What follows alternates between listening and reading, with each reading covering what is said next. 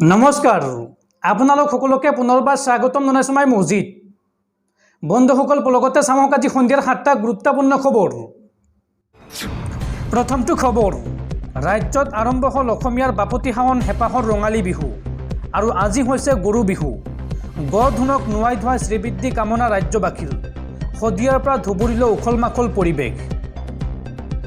আজি গৰু বিহু, ৰাজ্যজুৰি গৰু বিহুৰ উচা উদ্দীপনা, লাও বেঙেনা খুৱাই গৰুৰ শ্ৰীবৃদ্ধি কামনা চহা অসমীয়াৰ আৰু পুৱাতে মাহ হালধিৰে গৰুক নোৱালে ধোৱালে। ৰাজ্যজুৰি ৰঙালী বিহুৰ ব্যাপক উচা, কুলি কেতেকীৰ মাতেৰে প্ৰাণচঞ্চল প্ৰকৃতি আৰু ঢোল পেপাৰ মাতত উখল মাখল অসমীয়াৰ মন। পৰৱৰ্তী খবৰ, নিমাতী মাজুলী অফলামুখ ফেৰীত পুনৰ ভয়ংকৰ অঘটন। এইবাৰ চলন্ত ফেৰীত সোমাল পানী আৰু তাৰ পিছতে যাত্ৰীৰ মাজত হাহাকাৰ পৰিস্থিতি। নিমাতীৰ পৰা মাজুলীমুখী ফেৰীত ভয়ংকৰ অঘটন। আহি থকা অৱস্থাতে SB চিনেমাইত সোমাল পানী।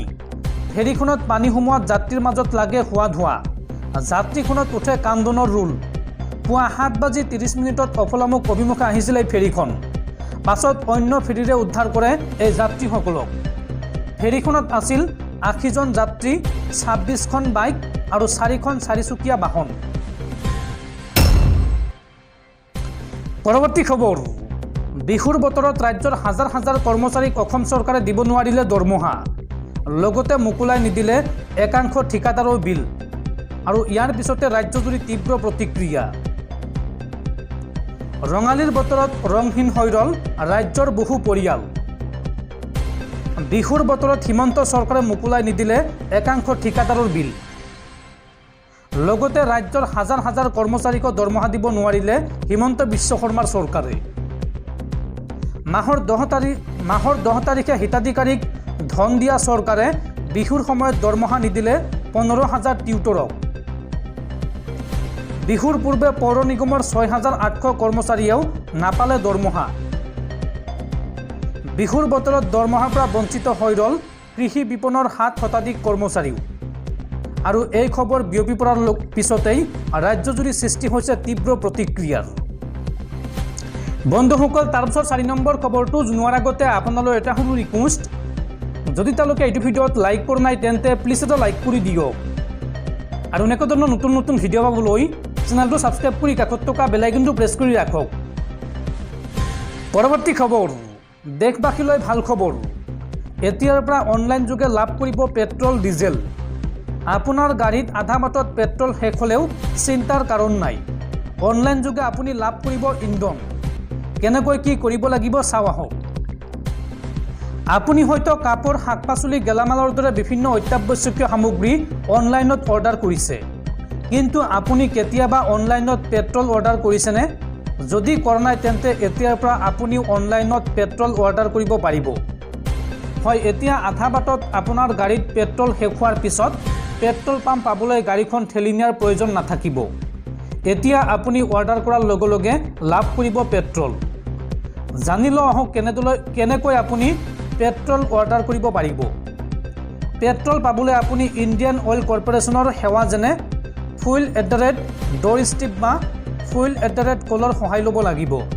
ইয়াৰ বাবে আপুনি IOC নম্বৰ 180020902447 কল কৰি 6 নিৰ্বাচন কৰিব লাগিব।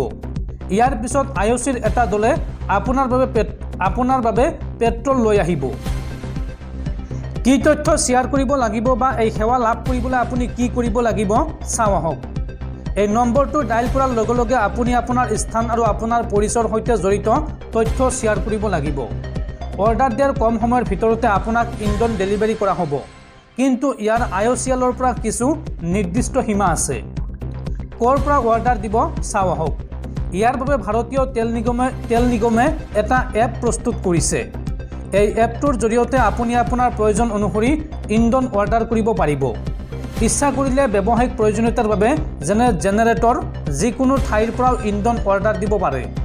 সকলো ডিজিটেল পে'মেণ্ট বিকল্প এই এপত উপলব্ধ থাকিব। এই কথা জনাইছে IOCয়ে।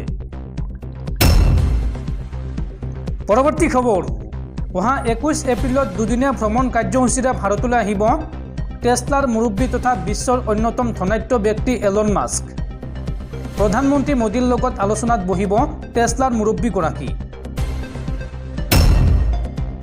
পৰৱৰ্তী খবৰ, কেন্দ্ৰীয় চৰকাৰৰ বৃহৎ ঘোষণা, জম্মু কাশ্মীৰে অচিৰেই ঘূৰাই পাব ৰাজ্যৰ মৰ্যাদা।